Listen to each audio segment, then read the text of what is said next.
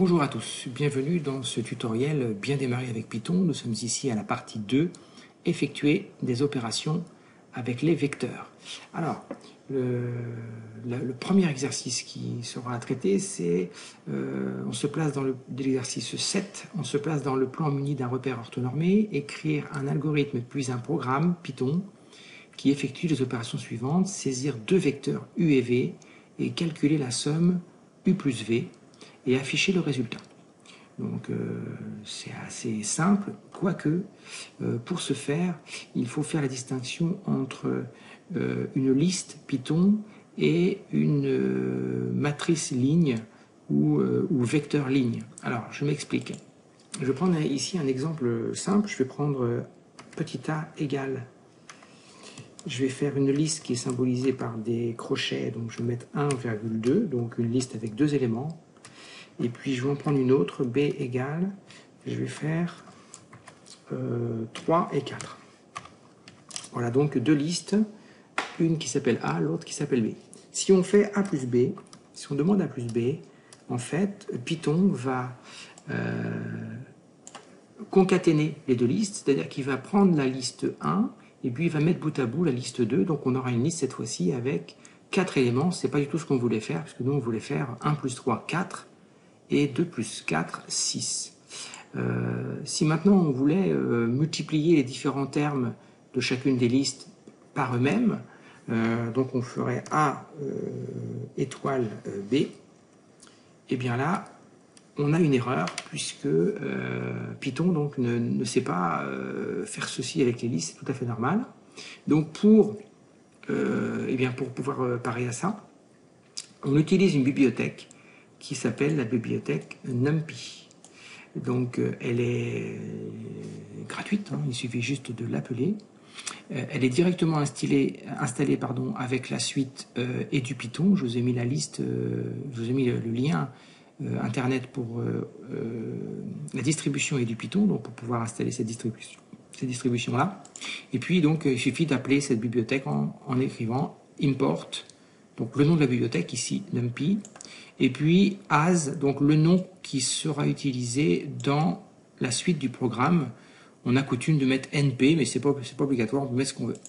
Alors première ligne, on va écrire ici un input, entrer le vecteur u, et vous voyez ici, on indique à l'utilisateur, s'il ne savait pas comment faire, que un vecteur u sera entre crochets, séparé par une virgule, avec xu, abscisse de u, YU, ordonnée de u. Alors, c'est bien dans vos programmes de rappeler l'utilisateur comment saisir les valeurs, hein, qui ne pense pas qu'il suffise de saisir l'abscisse, virgule, l'ordonnée ou point virgule. Hein. Donc ça l'aide. C'est une aide pour l'utilisateur, mais je rappelle que cette chaîne de caractères-là n'est pas interprétée par Python. Hein. Vous pouvez mettre n'importe quoi, d'accord? Et ici, deuxième ligne, v égale eval d'input, donc encore une fois, on va indiquer à l'utilisateur ce qu'il faut qu'il saisisse, donc un crochet, l'abscisse de V, virgule, l'ordonnée de V, et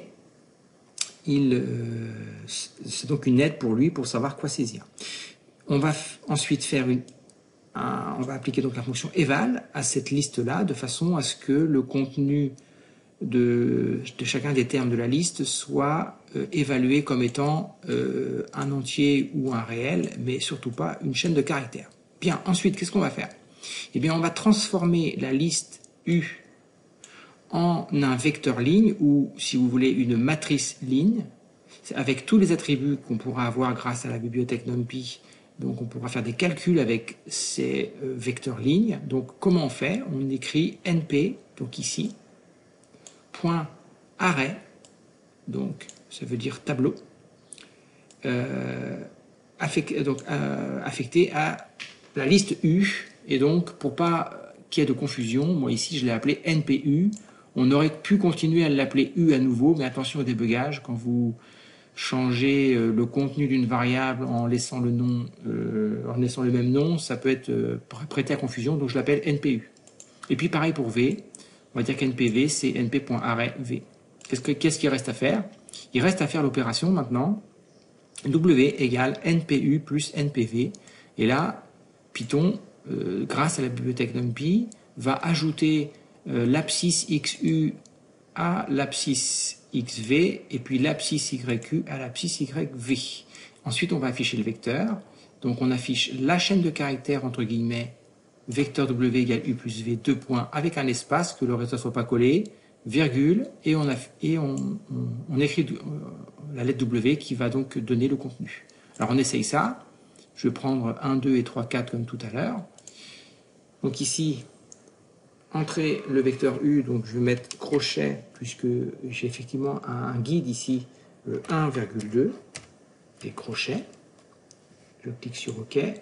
Le vecteur V, je vais mettre encore un crochet, 3,4, et je clique sur OK. Eh bien, le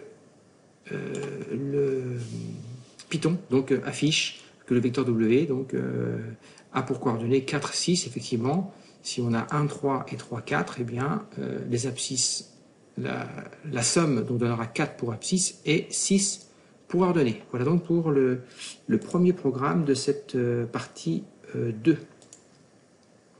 Deuxième programme, écrire un algorithme plus un programme Python qui effectue les opérations suivantes. Saisir un vecteur U dans le plan muni d'un repère orthonormé. Donc on est toujours en dimension 2. Et calculer la norme de U.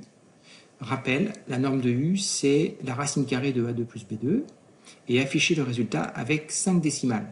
On reprend cet exercice avec un vecteur V dans l'espace muni d'un repère orthonormé. Donc on a soit la dimension 2, soit la dimension 3 pour cet exercice 8. Vous pouvez mettre en pause, essayer de faire cet exercice-là et puis remettre en lecture cette vidéo. L'exercice 8, le voici. On ouvre. Voilà. Donc, qu'est-ce qu'on va faire? Eh bien, on va importer, comme tout à l'heure, la bibliothèque NumPy, qu'on va appeler NP. On va importer la bibliothèque math. Alors, from math import étoile, ça veut dire quoi? Ça veut dire, avec la bibliothèque math, depuis la bibliothèque math, importer étoile, c'est l'ensemble, c'est tout. Donc c'est tout ce qu'il peut y avoir dans la bibliothèque math. On aurait pu citer seulement les fonctions à utiliser, c'est-à-dire SQRT, mais là on fait tout. Même chose, on va saisir donc les coordonnées, entrer le vecteur U, donc XU, YU, chaîne de caractères avec un input, et on va prendre un éval de tout ça, de façon à évaluer ce résultat d'une liste de chaînes de caractères. Ensuite, on va dire que NPU, c'est NP array de U, effectivement, pour transformer la liste U qui comporte des entiers ou des réels en un vecteur ligne créé grâce à la bibliothèque NumPy. Et puis, on va mettre dans une variable qu'on va appeler norme, SQRT. SQRT, c'est squared root, ça veut dire square root, ça veut dire racine carrée, de la somme des carrés. C'est-à-dire que, on commence par celui-ci, donc ce qui est en bleu. Python va prendre chacun des éléments qui se trouvent dans NPU, il va l'élever au carré. Ensuite, il va faire la somme de ces éléments-là. Et ensuite, il va prendre la racine carrée, c'est bien la définition d'une norme. Il reste à créer l'affichage, donc on va faire ici une chaîne de caractères avec 2 barres verticales U, 2 barres verticales égales, et on va faire l'affichage donc de la norme. On va faire un round qui est un arrondi à 5 décimales. Voilà, on va le lancer. Donc entrer le vecteur U, je vais entrer 3,12 et 5,78. OK. Et donc on m'affiche que la norme de ce vecteur-là, c'est 6,56832 avec 5 décimales. Donc c'est arrondi à 5 décimales, arrondi à 10-5. Voilà pour cet exercice numéro 8. Et il nous en reste plus qu'un seul. Alors oui, j'ai pas fait reprendre. Alors avec cet exercice avec ouais, j'ai pas fait. Il suffirait simplement pardon, je reviens sur l'énoncé. Je vous disais, la question 4, reprendre cet exercice avec un vecteur V dans l'espace muni d'un repère orthonormé. Dans l'espace, qu'est-ce qu'il suffirait de faire? Eh bien, on rajouterait ici ZU. On saisirait donc 3 coordonnées, mais en fait, les lignes qui sont ici ne changeraient pas, puisque c'est juste le vecteur qui change. On va bien faire la somme des carrés de chacune des composantes et prendre la racine carrée, puisqu'on est un repère orthonormé. Voilà, donc le programme ne change pas, il n'y a que la saisie qui change. Donc ça, je vous laisse le faire. Il nous reste donc un seul exercice, on a dit. C'est l'exercice 9. On se place dans le plan muni d'un repère orthonormé, écrire un algorithme puis un programme Python qui effectue les opérations suivantes. Saisir deux vecteurs U et V, calculer le produit scalaire afin de déterminer si les vecteurs sont orthogonaux. Afficher le résultat, vecteurs orthogonaux ou non. Alors le produit scalaire, je vous rappelle que c'est la somme des produits 2 à 2 des composantes des vecteurs U et V. Donc le programme va ressembler beaucoup à celui-là. Programme 9. Donc j'ouvre le programme 9.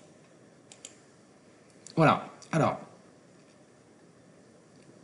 on va toujours avoir effectivement eval de l'input entre le vecteur U, eval de l'input entre le vecteur V, ça c'est pareil que tout à l'heure. On a toujours chargé effectivement la bibliothèque NumPy, et ici on va transformer le vecteur U la liste U en un vecteur ligne grâce à la fonction array, tableau, qui transforme en tableau. Pareil pour V, on va transformer la liste V en vecteur ligne NPV. Et puis qu'est-ce qu'on va faire? On va faire la somme du produit de NPU fois NPV. Alors qu'est-ce que va faire Python quand il va voir cette instruction? Il va prendre chacune des composantes du vecteur U et la multiplier par chacune des composantes correspondantes au vecteur V. Donc il va faire ici XU fois XV, et puis deuxième composante YU fois YV. Qu'est-ce qu'il va faire ensuite? On va faire la somme de ces termes-là, donc c'est bien le produit scalaire, et on va le mettre dans PS, abréviation de produit scalaire. Alors vous voyez, ce que fait Python ici, on pourrait le faire manuellement avec une boucle, en prenant chacune des composantes au bon endroit et en la multipliant par celle du vecteur V au bon endroit. Vous voyez qu'ici, ça rend quand même pas mal de service d'avoir le multiplié est compris par Python. Il n'est pas en train de faire une multiplication de matrices ou de vecteurs, lignes. Il est en train de faire une multiplication de composantes 2 à 2. Alors, ensuite, on va finir par un test. If PS égale 0, donc on met 2 égales pour le test. Donc si le produit scalaire est égal à 0, on va écrire print les vecteurs sont orthogonaux, et sinon les vecteurs ne sont pas orthogonaux. Voilà, donc on va le lancer. Donc on va entrer XU, on va entrer 7, 9, et pour YU, on va saisir 9 moins 7. Voilà, et là il me dit que les vecteurs sont orthogonaux. Effectivement, le produit scalaire est égal à 0, donc les vecteurs sont orthogonaux. Voilà, on a terminé pour cette partie-là. Donc avec cette partie 2, effectuer des opérations avec les vecteurs. Je vous dis à très bientôt et je vous souhaite une très très bonne journée.